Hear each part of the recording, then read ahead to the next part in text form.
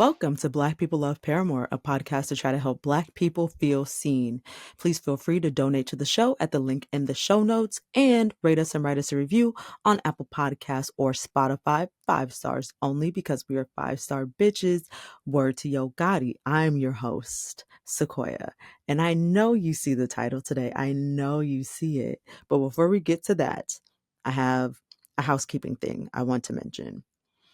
I have officially launched the Patreon, y'all. Okay. Gone on over to patreon.com/Black People Love Paramore. And you will find exclusive content. You will find some goodies. You'll find access to the Discord, the community that we'll be chatting in. You will find an opportunity to be on the show. You'll find a lot of stuff over at Patreon. So go check that out. Let me know your thoughts. Now that that's out of the way, guess what? You don't even have to guess because I know that you know, because I know that you saw the title. And yes, that is real. I interviewed Hayley Williams. Hayley Williams, that Hayley Williams, not any Hayley Williams, not just a lady named Hayley Williams, that Hayley Williams for this podcast, y'all. I am so grateful and excited for y'all to hear it. First of all, I couldn't have gotten here without y'all. Thank you for listening. You made this possible. Now I'm going to shut up. I'm just going to let y'all hear it. Check out the interview with me and Hayley for Black People Love Paramore. So the premise of this podcast is helping Black people feel seen. So we talk about different topics, niches, and ideas that large groups of Black people like that mainstream media doesn't necessarily associate with Black people. Yeah. Like Paramore, of course. Of course. So I am so excited. If you're not watching this, you'll recognize the voice to have the Hayley Williams joining me today. It's me a day after a show with a very low growl. I mean, you would never know. The voice sounds pristine per Thank usual. you. Yeah, 100%. Thank you. So I'm going to ask you a few questions. Okay. We'll just jump into it if that's cool with you. I'm so excited. I'm ready. Okay, cool. And if I'm looking down at my notes, it's just because You're I'm not good. super professional with No, this, you so. are pro. That is what I would be doing. Thank you so much. Okay. When did you realize that you and Paramore at large had a large Black fan base? I would say it started to change with the self-titled album. Mm-hmm. So that was like 2013 when that record came out. And that was also the first album that Taylor and I started writing everything kind of as a duo. We had, like Paramore fans that grew up with us will remember we lost, Zach and Josh at that point. Zach ultimately came back to the band 6 years later. But for this record, it was just Taylor and I. And Taylor and I grew up, I think out of everyone in the band, we grew up listening to just generally more music that was groovier. And that's not really excluding Zach, because Zach was a drummer, so he was always kind of magnetized towards groove and stuff. But as far as being primary songwriters, it was like the focus kind of tilted, and it wasn't so much about trying to stick into one particular style of music. It was like, how do we push the margins of this a little bit and also infuse what we really enjoy, which was like kind of dancing and bobbing our heads in this way, like songs like That's What You Get, How to Groove to Them, and other songs that on prior records. So self-titled had more of that. Like Ain't It Fun was part of it. I'm like a really big fan of like New Jack Swing type beats. And so anytime Taylor will give me something swingy, it sort of sends my writing brain into this other space. And then of course we asked a local gospel choir from here in LA to come and sing on it. And that was my first time since living in Mississippi, being able to be in the room with a bunch of Black singers, like people who just, that is their every single day. Yeah. Harmonies, like technique, all of it. And I just was geeking out so much. I feel like something in us really came alive on that record that we hadn't gotten to previously show. And I feel like that also attracted people who either weren't into the band before or maybe didn't really feel like they had a place at our shows, Yep. So from then on, after Laughter, we talked about it all the time during that record because we spent a lot of time focusing on the Talking Heads. And the Talking Heads have Stopped Making Sense, this concert film. And when you look out at their crowd, it's so diverse. And I would just like tear up watching it. And by the end of After Laughter, I felt like our crowds looked like that. Yep. And I was like, this is it. I'm living out a fantasy. This is crazy. And it just keeps growing and it keeps expanding. So I'm so thankful, man, too. It's just, there's such a huge part of me that grew up on Black music. So to be able to share something that's almost like you can't really even put it into words with the fans that do come to the shows that also feel that and see that Right. is so special to me. Right. You touched on this a little bit, but just to give the opportunity for you to expand if you would like to. Sure. I know you grew up in Mississippi. That lets me know that you probably had some proximity to Black church folks and Yes. gospel music. Yes. How has that impacted your music in particular? The grooviness, like you mentioned before? Yeah. Well, I think too, never separating how much music is a soul experience, Yeah. you know, like to really understand music, you know, growing up and kind of course, I went to a church that was like a Southern Baptist church when I was a kid. And it was just, the music just would put me to sleep, you know, like, Oh, no. I mean, just truly. But my granddad was really, he loved Motown and he loved gospel. So I feel like I got a nice education at home from that. And then there was a certain age where I started singing with a friend and we went around to some different churches in town and we sang at a couple churches that were predominantly, if not entirely, Black. And I felt, again, it's not really something that I think is, it's not even worthy of words. It was just like a feeling of, oh man, I don't have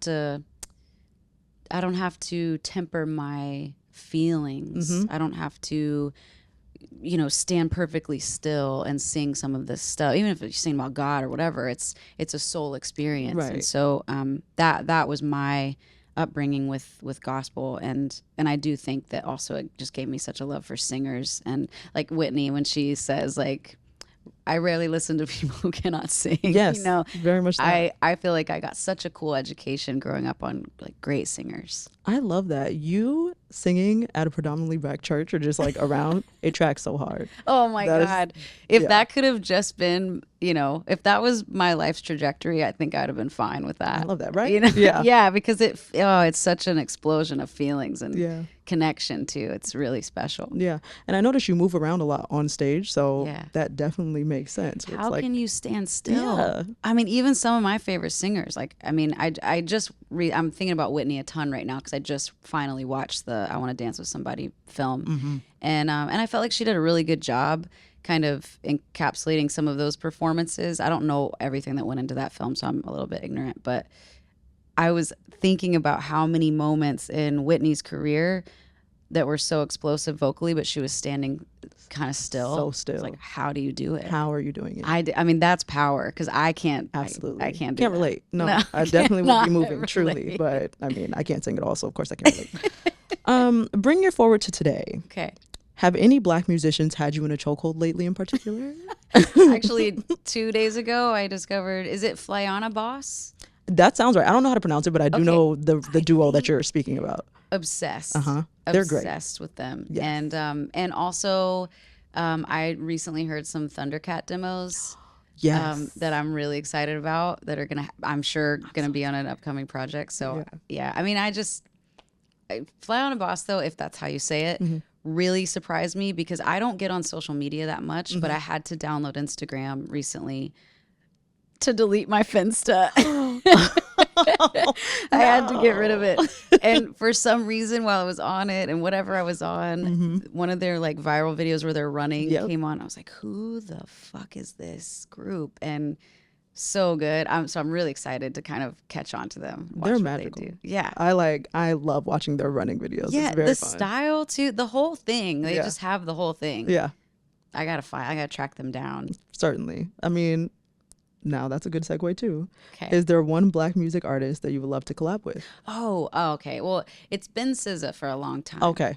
Because I love her voice and I just feel like, but also, oh man, there's too many to be honest with you. Because I was saying recently to someone, because we grew up in the scene that we grew up in, I rarely get asked to do features for things that I feel like really get down to my core. Yeah. So I'm still like keeping my eye out for whether that be new artists or, you know, maybe it's older established artists, but probably people who do groovier shit. Like Yeah. something that I can sink down into a little bit instead of having to just be, I guess, the misery business version of myself that I'm Fair. sure a lot of people, that's what they probably want when they want the feature. But Anyway, yeah, SZA has for about 6 years now been the one, and I'm sending the text weekly at this point. I love it. No, I love that. I saw your cover of Drew Barrymore, Oh, thanks. and it's fantastic. Of Thank you. course. God.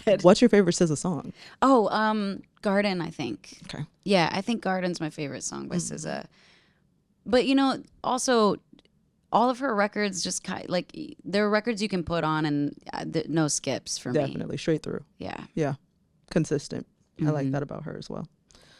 You've mentioned you loved Lil Wayne when you were growing up. Yes. What's your favorite Lil Wayne song? Okay, well, my intro to hip hop as a kid was like Cash Money. So, and a lot of just like intro. you know what I mean? Yeah. And like Southern hip hop. And that just time period was so cool. I mean, I feel like I got lucky with what I was introduced to. So it's not even just so much Lil Wayne, but it's like Hot Boys. Yeah.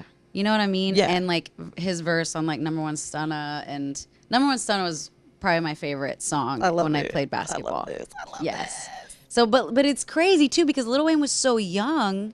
And I was like a kid from Mississippi that knew in the back of my head I wanted to do music someday. I was like, well, he's tiny and he's doing this shit. It's got to be possible. Definitely. So even though I knew that was not going to look like my career at all, it gave me some sense of hope. I feel like that's why I probably have brought him up before. Yeah. But anyway, yeah, Number One Stunner though. I mean, I know it's not a Lil Wayne song, but the feature. It is to me. So yes, absolutely. I feel that as well. You've previously said you first dyed your hair orange because you wanted to be an anime version of yourself. Oh, yes. Do you have a favorite anime? Oh, do I have a favorite anime? Well, I've watched a lot of Dragon Slayer. Okay. As of late, and I don't even know if like people who are really into like, do people call that anime? I don't know. I feel like don't a poser. watch anime at all. Okay, so well that you makes could say me feel, whatever, and I would believe you. So go for it. Yeah. Yeah, I feel like I'm anime light, but when I was like right before I dyed my hair and Riot came out, we had just gone to Japan too. So I also have this. There was this huge influx of like Japanese culture and Harajuku street style. Yep. All that shit, Fruits magazine, that was like, it like flooded my everything, my whole life. So anything that touched Japanese culture, I was like, well, why don't we express ourselves like that here? Like, why don't I feel comfortable just walking down the street, wearing whatever I want with my hair however? So I tried to start infusing that into my life, right? That courage, right? And it really set me up for a good time. Listen, that courage did what it needed to do, certainly. As a white woman who makes alternative rock music, yes, what has been the process for getting comfortable coming on a podcast like this and discussing matters of race? Because I'm sure it can't be super easy.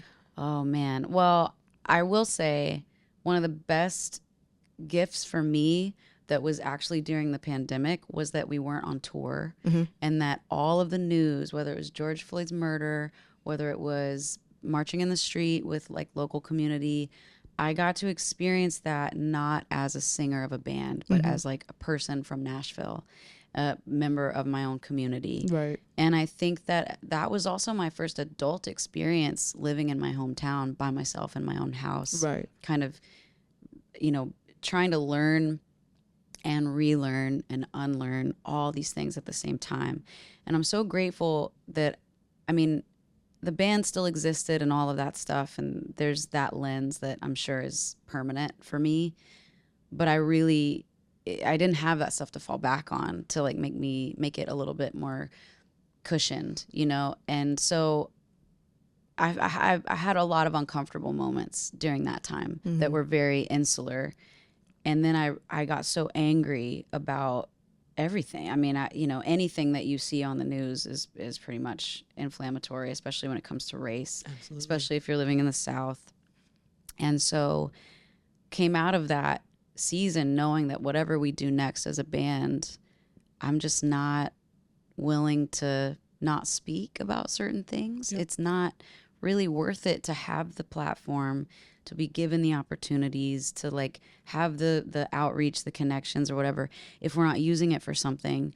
So, but the other side of that is I really think that it would have made me nervous to just feel like, oh, I can go and talk about what I can go and do a podcast called Black People Love Paramore, and I can go and talk about Black culture and what when I'm not Black. I think I've always been really, really sensitive to the fact that I'm not trying to, rise up and look like some sort of, I'm not trying to make a show of it. And Yeah. that's the line that I think is important to be aware of, because I want to, it's fun for me to talk about a part of my life that's so personal to me and that Yeah. has made its way into every part of my career, my friendships, all of it. But trying to be responsible with it and not abuse that as well is important to me. Yeah. That's great. Yeah. I appreciate These that. are really interesting and nice questions Oh, to answer. It's really thank cool to you. talk about culture in this way, which does not happen in very many Paramore interviews. Oh, I'm so I happy that I'm able to give appreciate you it. this opportunity to talk openly about something I'm sure you don't have a ton No, of time talking about. it's truly great. It's Yeah. thank you. Thanks Thank for you. this. Thank you so much. I Yeah. appreciate it. Yeah. That was it, y'all. That was it. That was my interview with Hayley Williams from Paramore, the namesake of this here podcast. I just want to take a second to say thank you so much to the Frequency team over at Spotify.